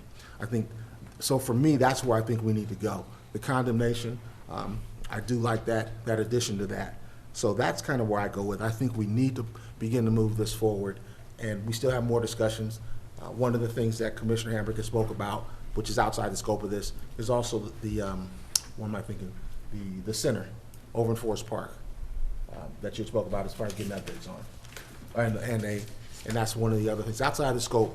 But she talked about a job fair for that. Well, and I they think we had a job fair in over at Clayton State. I mean, that's not District 2. Right, outside of this topic, we want to begin to put that on the table as well for that. And I think we need to push forward with this. Let me say this, was supporting basically what you're saying, but you were saying that let's begin to develop and all that because we have the center down at South Lake and all. I mean, I agree with, but when we voted on rail with Marta years ago, all those things, with the exception of being specific as far as a center being, we were promised how much more, what development we were going to get. And I don't know about anybody else, I haven't seen all that. I have not seen all that. So just something for us to think about and not rush into anything else with Marta. Just take our time and get stuff in writing. Any more discussion? A quick comment to Commissioner Hambrick. You mentioned that we should study. Can you kind of give me some things you're thinking that we should study? Yeah, just some things we should look at before we agree or disagree on this. Okay, I said that before, prior to Chuck, Mr. Reed, giving us an explanation. And once that we went into that, then he has discussed that with us, and everybody knows now those three specific things I have. So unless there's some other questions or whatever we discussed. All right. Oh, I have a question for Marta. All right. Commissioner Reeves, and you please come up, sir. State your name again. Sure. It's Greg Holder with Marta, and good evening, everybody. Thanks for having me here. Sure, go right ahead. Okay. So Mr. Holder, I just I wanted to confirm a few things. I think Marta knows how much I appreciate Marta. I have a Marta stop just, minutes from outside of my house. I ride Marta regularly, bus, rail. I'm very excited about Bus Rapid Transit coming to Clayton County. But my specific question is about the BRT lines, that this South Lake BRT is the first, please confirm me if I'm wrong, is the first installment, because Clayton County will get an additional Bus Rapid Transit line that will go through SR 54. Is that correct? Did I make that up? Like the second part. Right. It's kind of like it's two separate projects, correct? But yeah, the South Lake would be the first. That is the one we're focused on. The SR 54. I think there's some more development that needs to happen with that. It's not exactly my project, so. Yeah, but they will eventually connect. Yeah. Okay, so I wanted to make sure that I confirm that, because I know that we are talking about this South Lake BRT map in this IGA, as a standalone, but I wanted to make sure that just, the board and everyone who's watching and in the room also knows that this is just one part of a larger project to bring connectivity to Clayton County. And so I know the commissioner mentioned that the South Lake Bus Rapid Transit will primarily go through District 2. But the next installment for Bus Rapid Transit is going to go along the Jonesboro Road SR 54. So that goes through District 1, that goes through District 3, and that is going to just improve the connectivity throughout this entire county. So this is one step into making sure that there's high capacity transit throughout all of Clayton County. Yes, and that you hit it. It's high capacity transit. Correct. Which we've been promised before. Right. So let me ask you a question. Ms. Holder. So again, just as the commissioner said, and the commissioners have been saying, this is going to go throughout Clayton County. But we have municipalities that is going to go through as well, and some of them are having issues. They want certain things. Some people want trains. Some people want BRT. Some people want PRT, personal rapid transit, and some people want micro transit on demand. So how do we meet the needs of everything? And I think that's where Commissioner Hamburg is saying, let's sit down, let's talk. Because you may have one municipality that says, hey, I don't want you tearing up my roads. I don't want you tearing up my city. And if you're gonna tear up my roads and city and put something in the middle or on the side or whatever, I would rather have light rail. Then you have some people that say, hey, I want BRT. I love it. Send it through my city, this, that, and the other. So how do we correlate together so we can kind of please everyone and also get something that the people are going to actually ride? Because we know ridership is not what it should be. I can sit on the side and sit in tomorrow, and there might be 6 people on that bus. And so we've got to, when we keep talking about return on investment, that's what we've got to look at. What's going to fit each city and what's the demand of the people today? People want to move, bottom line. They want to be able to move in a high capacity way, as you keep saying. But a lot of our people who work at the airport, some of them, it takes them almost 3-4 hours to get to work. They can't get to work. And so we've got to work on something that's going to get them to work on time rapidly, whether it be micro transit, if we have to put a micro transit station here and a rail that gets them there and this, that, and the other. We've got to work on something that makes sense for the county. We keep doing things, y'all, and we keep doing things, and if we keep doing things the way we're doing it, we're not going to move. So why can't we get everybody to collaborate together and talk about, if Mayor Lample says, I want high capacity rail, I want light rail, hey, we might take light rail down Terra Boulevard through Forest Park to the South Lake Mall all the way down to the airport. But let's do things that make sense, that people are going to actually ride, and that people can actually get to their jobs on time and move in a timely manner. That's how we got to put this together and do that. And we don't have to fight about it. We don't have to say, well, who's right and who's wrong. I've talked to people. And so when I go on my trips, and I'm out there talking to people, I'm talking to other CEOs of different transit authorities, because that was when I went on one of my trips, y'all, I was actually able in the DMV to actually ride their transit station. And I think that's when MARTA started kicking in, where you could walk in and you actually could they scanned your credit card, and they kind of moved up to that. So what I'm saying is, let's talk about a way that we can do this that makes sense for the people first. It's not about us, but it's about them getting to work and doing what they need to do, and then we all come together with something that's good for all of our cities.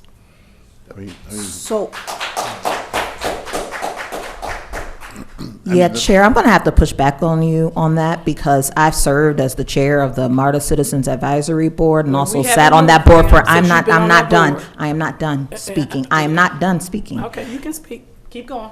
And there have been year-long conversations with MARTA where we have discussed bus rapid transit. There have been events, There have been charrettes. There has been community input that has been at Forest Park. They have been at, where were y'all in Jonesboro? I think y'all were at the Jonesboro City Hall. I know that MARTA has been here in Clayton County talking to the residents, talking to the people who ride MARTA in Clayton County to make sure that what they are presenting aligns with what the riders in Clayton County needs. I'm texting MARTA folks right now so that they can pull up the ridership, because again, I live on a bus route that has 2 bus lines, and I continuously see people waiting at the bus stop. It is disingenuous to say that there are buses that only have 6 people riding on them, because I was here in Clayton County when there was no C-Train, and guess what? Then there were absolutely people who are waiting 2 and 3 hours to be able to get to work because there was no bus line in this county. But you know what we have now? We have MARTA, who is here, and they have worked with and coordinated with all of the cities and municipalities in this county to bring this presentation.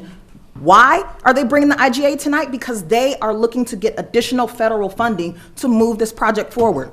If we don't make a decision on this project tonight, we can lose what was it, 100 some odd additional, it was like 90 or 70 million additional dollars to move forward on this project. That is federal dollars that is coming to Clayton County if the board votes on this IGA tonight. I know that the commissioners have questions about what is in the details of the IGA. I only got this draft on my desk today. We could have discussed this at the work session, but tonight is the night that we have this item on the agenda to make a decision, to make a vote. MARTA has been they have come back before us. This is what, your 3rd, 4th time coming back to talk about this very specific IGA. If there are questions that were had about what is in this IGA, should have been asked at the work session. That way tonight we can vote on this item, because there is federal funding that is getting ready to be held up if this board of commissioners does not make a decision tonight on MARTA. And Commissioner Reeves, we've been told that over and over again. We've been to meetings with MARTA from, even before you got on this board. In our last meeting, I think we were out of town on a trip, and we were all sitting up there talking about what happened to the money. Because we lost money, we were supposed to get rail, and we were told all of a sudden, oh, now you're not getting rail. So BRT has been pushed on this, and so that's why I'm saying if you want to vote tonight, that is that's your prerogative. But like you said, you just got the information, so why are you ready to vote on it so fast? And so that's why we need to sit down, and if we listen, we're not going to lose any money. They've been telling us. They told us last month that they said, oh, if you don't vote by June 30th of last month, you're going to lose the money. Now we're in another month. But we still need to make sure. We need to stop letting people rush us to do things. And we need to step up to the plate and give the citizens something that they can get to work on time with, just as the young man who has his hands up there saying, we need to put this together the right way. But if you all want to vote on it tonight, that's your prerogative. But at this time, MARTA has to do what they say they're going to do. And until then, I'm not voting for it. Bottom line. I want us to move forward. I do want us to move forward, but I want us to move forward productively, and I want us to do it the right way and with transit that is going to benefit the citizens of this county. Bottom line. May I add, I think to everybody on this board, everybody's had something positive to where they're going, which is the truth. All the commissioners have. Mm-hmm. But I believe we have to move forward at the same time we're trying to make change with this. We sit back and keep studying. That man we're speaking about will be retired by the time anything is implemented. So we want to begin to look at that. I think we need to move forward with the amendments that Commissioner Hambrick has placed forward, because I think these are great amendments, and we move forward with that, but we still have a lot of discussion and study. Beyond this point. Yeah, and the amendments that you talked about, Mayor Hambrick, they're perfectly fine. To Attorney Reed, have they seen and agreed to these amendments? And let me say this while the attorney is coming, while Chuck is coming. This about the rush and all about the funding, and we may lose it. I've been informed that a lot of times monies that's supposed to come to Clayton are not going to Clayton anyway. They're going to DeKalb, or they're going to Fulton or Atlanta.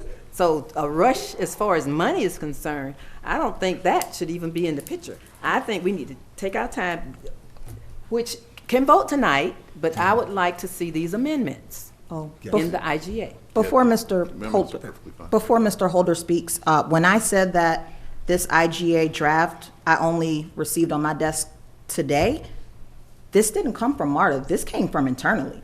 These were comments that were, these are comments and suggestions that were made from the internal Board of Commissioners, whether it was legal or whether it was one of my fellow commissioners. And so to say that, oh, why are we voting on it if we just got the information? My question is, why is it that the commissioners only received the information about this vote at 5 o'clock this evening? Because I was at my desk at 4 and this wasn't on my desk. So if there is any questions around why are we only just receiving this draft, I believe that that is an internal question that needs to be had. And as far as being rushed, and as far as having to make hasty decisions, I was sitting in this same chair just a month ago when the board decided that we had to spend $140,000 on a FIFA event that could have been planned years in advance, and the rush was that if we didn't approve the $140,000, that we would not have been able to secure the space, and we would not. No, it is not, and I'm also not done. So you know what I would really appreciate is to no longer be interrupted. Point of order. Point of order. Point of order. You can't point of order. Nothing. Point Next. of order. Yeah, next. Actually, that's not Robert's Rules of Order. Point of order. I'm not done speaking. So she has made a point of order That's that fine. her time for debate has, so it's up to the chair to decide on what, if you want to give her more time or to say why you think her debate should be cut off. Give her more time because she can keep talking. My name is Commissioner Reeves, and I would like to be addressed, though. What I was speaking to for the hypocritical comment about this board making rushed decisions around federal funding, when this is the same board that has made rushed decisions about money that we spend that comes out of our general funds or our hotel motel funds. However, this is a decision based on a timeline from the federal government where the county will be receiving money. And so it is much different, apples and oranges, as you say, to compare rushing to make a decision to receive millions of dollars versus rushing to make a decision where the county is spending hundreds of thousands of dollars. So I just wanted to make sure that I made that point clear. Point well taken. Is there any more comments at this time or questions? I'll wait for you. All right. Ask a call question. Okay, you call the question? Yes. All right. Okay. Are you ready? Yes. Okay. I move that we approve this resolution with the amendments Okay. as put forth. And I have lost the number here, I'm sorry. If someone can assist me with that number. Resolution 20, which one? 2026-158. 158. That was 3 people talking sometime. All I got was 2026. 158. 158. I'm sorry. Okay, so move to approve Resolution 2026-158 with the amendments. I second. All right. All right. Is there any more discussion at this time? Are you ready? And I just want to make sure that you agree to those amendments as well. Yes. I mean, you might be able to speak to it, but this is what the board is presenting, and I don't know whether, I would just go ahead and just vote. Okay. And then all right. All right, as long as we get the amendments, I don't care how we do it. All right, all in favor say aye. Aye. All opposed? Any abstentions? The ayes have it and the motion carries. Thank you. All right. Thank you. Sorry.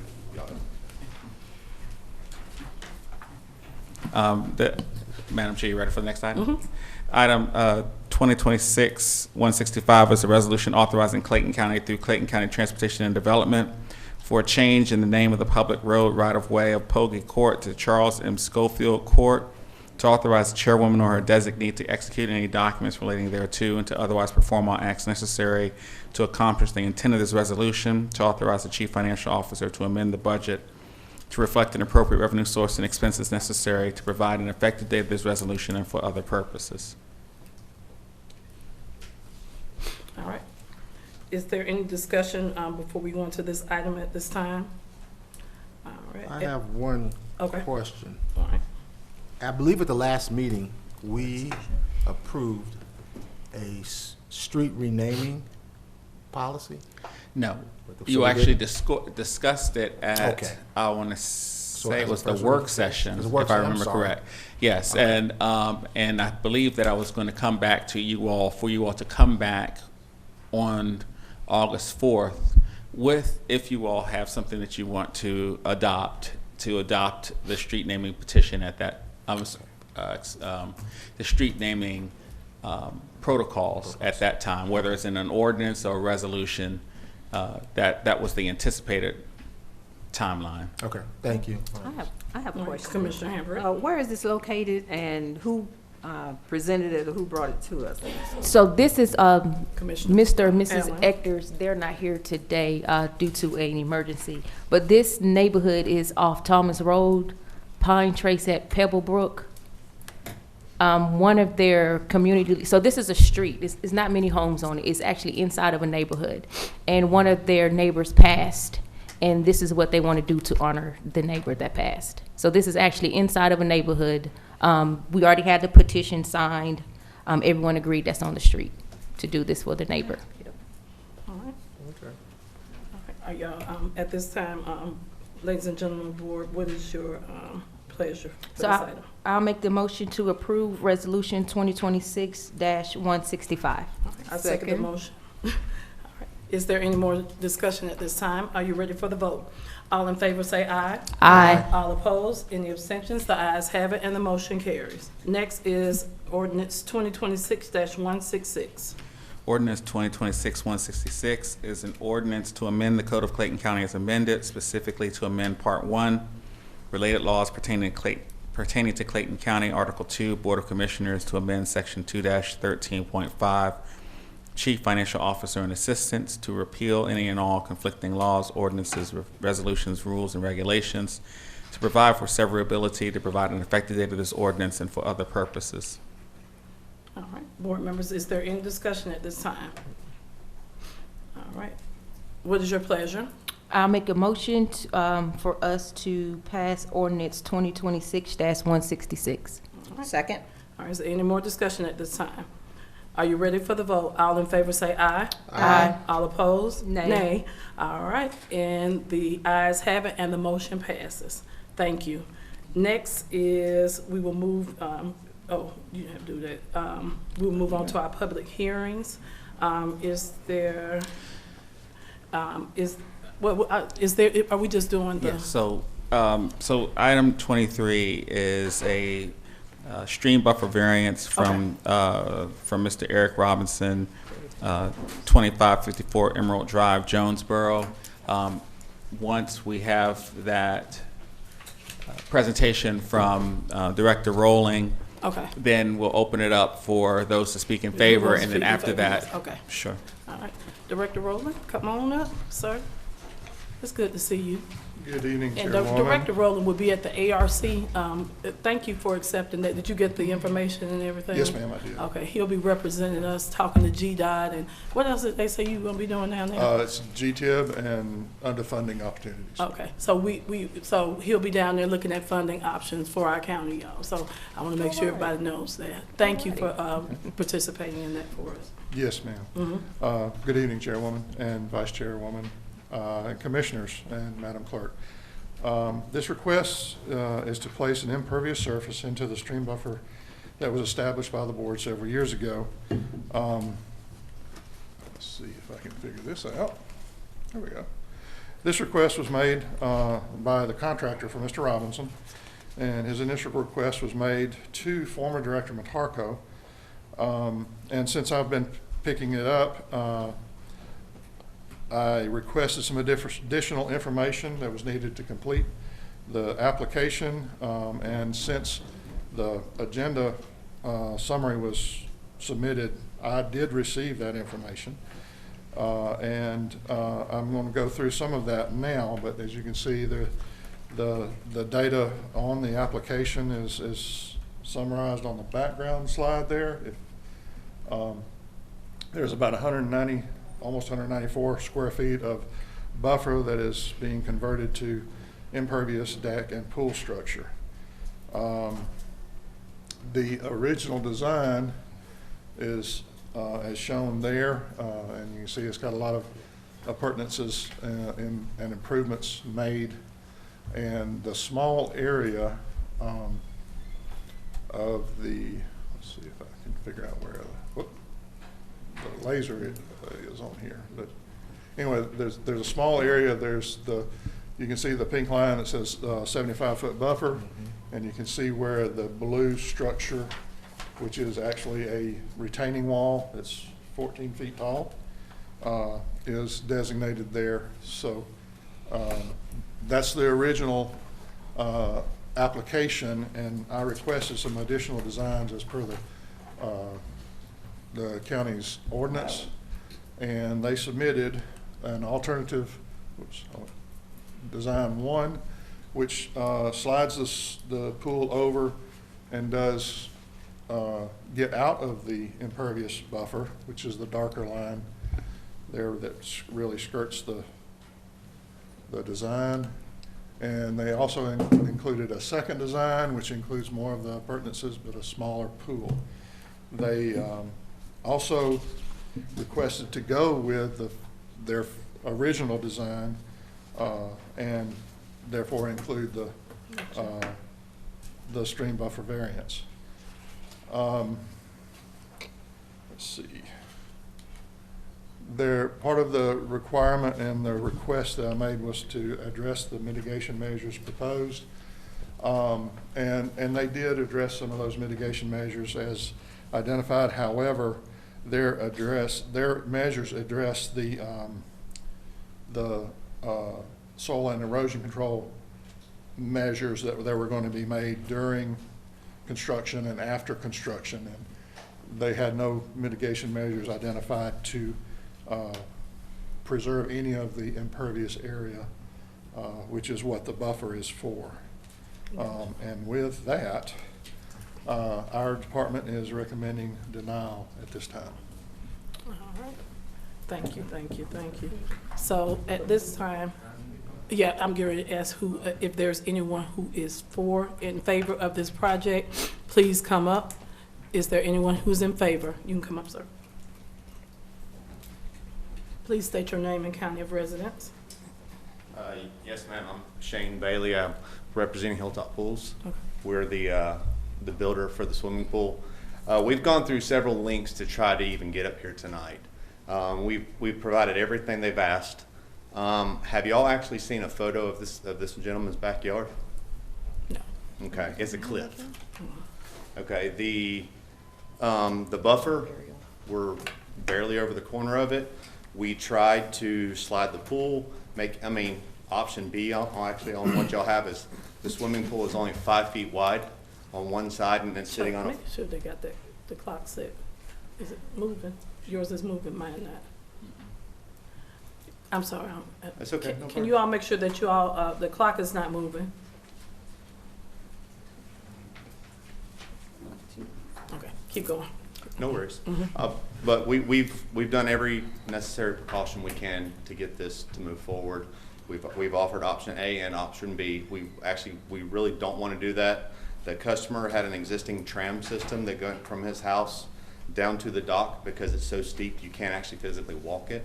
He's already removed that to accommodate the swimming pool, which I had has nothing to do with the swimming pool itself. But I would actually ask y'all to reconsider what he's asking to deny it. All right. Thank you. Thank you. Okay.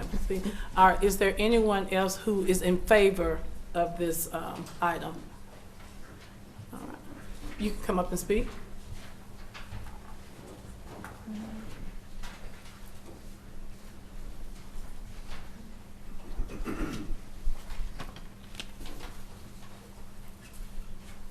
Hello again, Tanya Jean Funny. I'm very familiar with this neighborhood. Being on the Board of Zoning Appeals, we saw a lot of these cases. And I just want to say that what they are asking is not anything out of the ordinary for this particular neighborhood. Almost all of the homes in this area have pools in the back. They've all renovated them. If you look through the docket, you will see that this is standard for this particular community. Like I said, I'm very familiar with it. And I would ask that these people want to improve their livelihood. They're doing something that is of quality, It's going to be nice for the community, and I would ask you all to approve this project. Thank you. Thank you. Is there anyone else who is in favor of this item? All right, seeing none. Is there anyone who is in opposition of this item? Anyone in opposition of this item? All right. Seeing none, are there any more comments, Mr. Reed, at this time?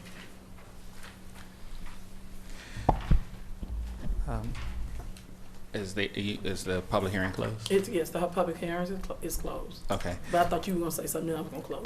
Okay. No, I'm just going to read Resolution 2026-163, which is a resolution authorizing Clayton County to approve a stream buffer variance for the property located at 2554 Emerald Drive, Jonesboro, Georgia, 30236, to authorize the chairwoman to execute any documents relating thereto, and to otherwise perform all acts necessary to accomplish the intent of this resolution, to provide an effective date of this resolution and for other purposes. And this would, if approved, approve a 193.6 square foot encroachment into the county stream buffer.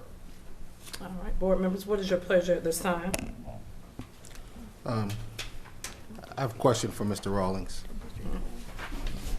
Mr. Rowland, please come to the podium. Yes, sir. In reading some of those notes that you put forth earlier, was it approved that they increase, the impervious surface was increased from 25.18 to 28.36? I didn't.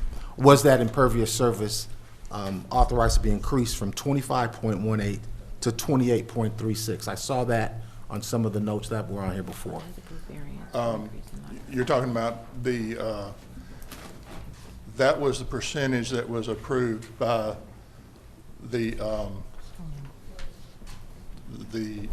variance provided so by they took community development. That was the impervious area of the lot. Correct.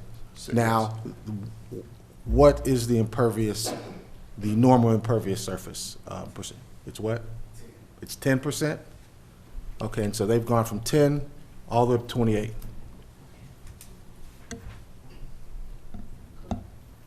Okay, that's what I need to know. And I'm sorry.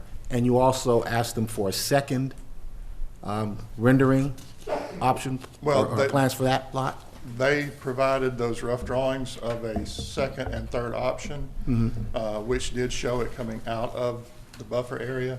And as he said, the second, or the third one that I showed had a very, very narrow end on the pool, which I understand. But the other one, there's some tweaks that could be made and get a design that could be out of the impervious area.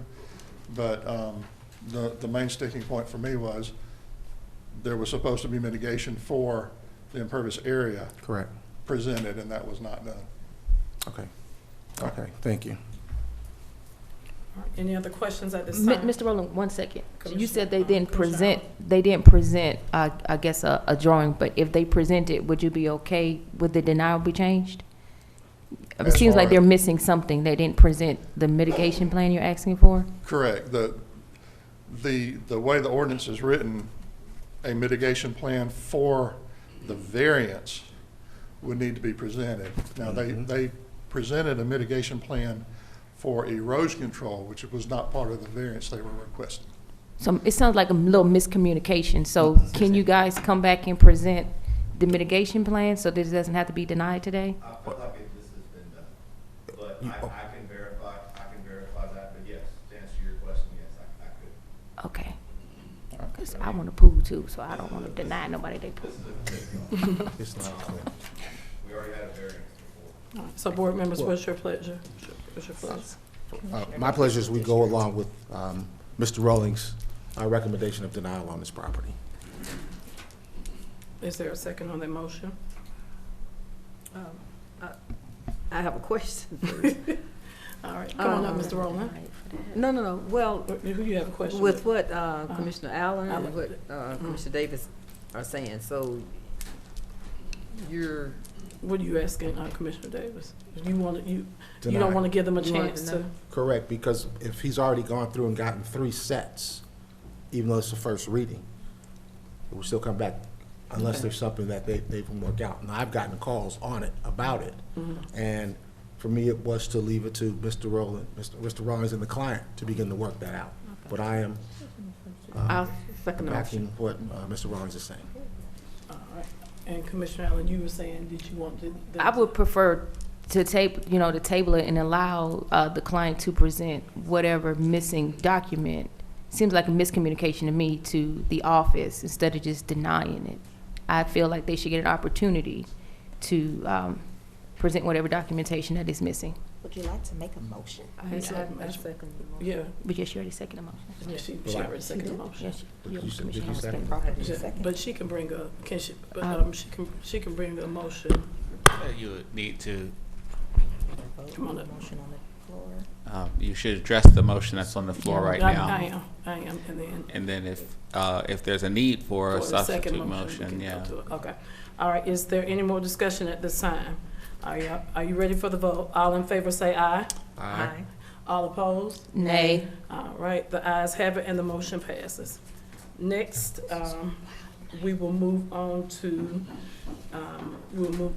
our zoning. And, Madam Clerk, will you please read the public, hearing procedures? Citizens may speak for and against an item that is considered by law to be a zoning decision.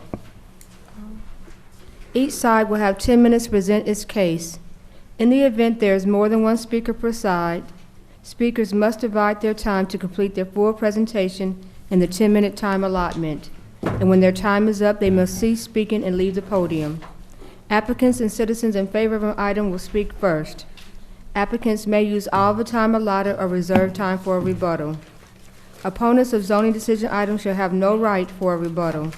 When speaking, speak directly into the microphone and begin by stating your name, address, and the name of any organization you represent. Please be reminded that abusive, derogatory, or offensive language will not be permitted.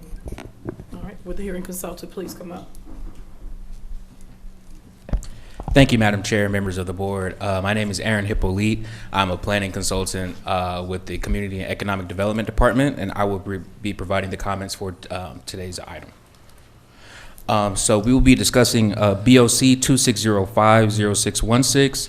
This is a request by Planners and Engineers Collaborative for a conditional use permit for a new commercial parking lot at 4241 Old Dixie Highway, Atlanta, Georgia 30354, which is in the MVIMO Mountain View International Mixed Use Office Zoning District. Said property, consisting of 8.53 acres, is known as tax parcel numbers 13021B A008, 13021B C012, 13021B C013, 13021B C005, 13021B C004, 13021B C003, and a portion of the College Street right-of-way and located at the Charles W. Grant Parkway and Old Dixie Highway intersection.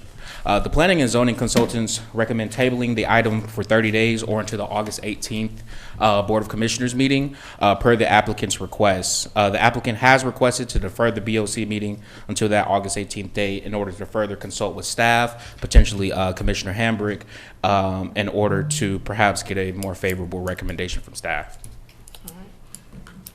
I'm happy to answer any questions Board regarding members, the are matter. there any questions on this item at this time? Seeing none, thank you. Thank you. All right, and Commissioner Hambrick, what's your pleasure at this time? Move that we table. Okay, so do they have to be here, Chuck? to agree to So this? the applicant is here, Okay. if he is here Well, currently. I move that we table BOC 2605-0616 CUP. All right, I second that motion. To what day? To August 18th, 2026. And I second the motion to table it to August 18th, 2026. Is there any more discussion at this time? Do we have to have the applicant? Does he have to consent to that? Consent to the tabling or? So. I believe that he requested the tabling, so Okay. it wasn't that we moved it. He, Okay. it was a, In writing? and I was handed a letter. Oh, okay. All right, is there any more discussion at this time? Are you ready for the vote? All in favor say aye. Aye. All opposed? Any abstentions? The ayes have it, and the motion carries. All right, Mr. Reed, is there any, do we have anything for executive session at this time? Yes, litigation, personnel, and real estate. At this time, I need a motion to go into executive session for litigation, personnel, and real estate. Before we go into executive session, Attorney Reed, do we need to make another voting decision on item 23 for the variance? We didn't vote to table it. No, the motion was made to deny, which received a 3-2 vote. We denied 23. Yes. Well, all right. At this time, I need a motion to go into executive session again for litigation, personnel, and what was the other one? Personnel and what else? Real estate? All right, all right. I'll make the motion. And can I get a second? Second. All right, any more discussion at this time? Are you ready for the vote? All in favor say aye. Aye. All opposed? Any abstentions? The ayes have it, and the motion carries. The board will now go into executive session for litigation, personnel, and real estate. Thank you. All right, at this time, I need a motion to reconvene the meeting. So moved. All right, can I get a second? Second. All right, any discussion at this time? Are you ready for the vote? All in favor say aye. Aye. All opposed? Any abstentions? The ayes have it, and the motion carries.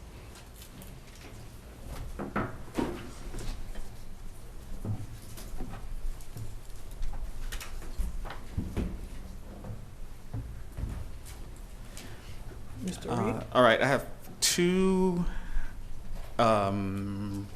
real estate items. Would you like me to take those both together? Yeah, you can take them both together. Okay. So the first is the purchase of property, or actually the transfer of property located on Upper Riverdale Road, approximately 0.0532 acres, 23,157.84 square feet of property. And the second, this is parcel 2. The second one is parcel 3 on the map, and that is a 1.506 acres, or 65,615.80 square feet.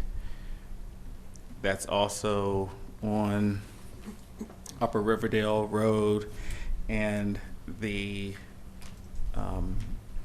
right of entry to the Department of Transportation for both of these properties, and authorize the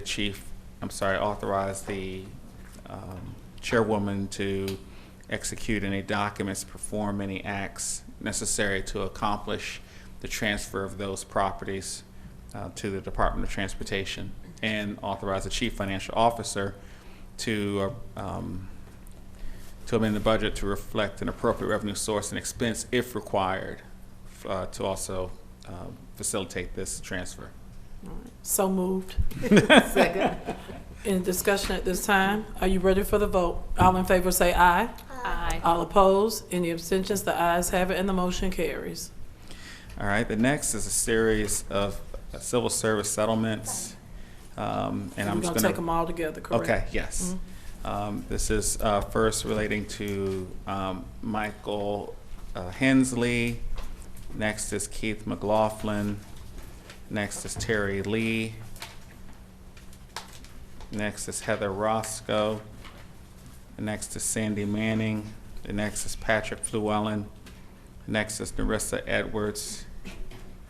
And the final one is Rebecca Patterson. These are all claims, civil service matters against the sheriff's office, and also asking for the board to approve these agreements and authorize the chief financial officer to amend the budget to reflect the appropriate payments to these agreements. All right. So moved. Do I need to make Motion to approve. The motion to approve, so moved. That's the motion to approve right there. All right, is there, can I get a second? Second. All right, is there any discussion at this time? Are you ready for the vote? All in favor say aye. Aye. All opposed? Any abstentions? The ayes have it, and the motion carries. Is that it? Personnel. All right. All right, at this time, I need a motion to adjourn the meeting. So moved, motion to adjourn. All right, I second it. Is there any more discussion at this time? Are you ready for the vote? All in favor say aye. Aye. All opposed? Any abstentions? The ayes have it, and the motion passes. This meeting is adjourned as of 10:13 p.m. Thank you, and have a wonderful rest of your evening.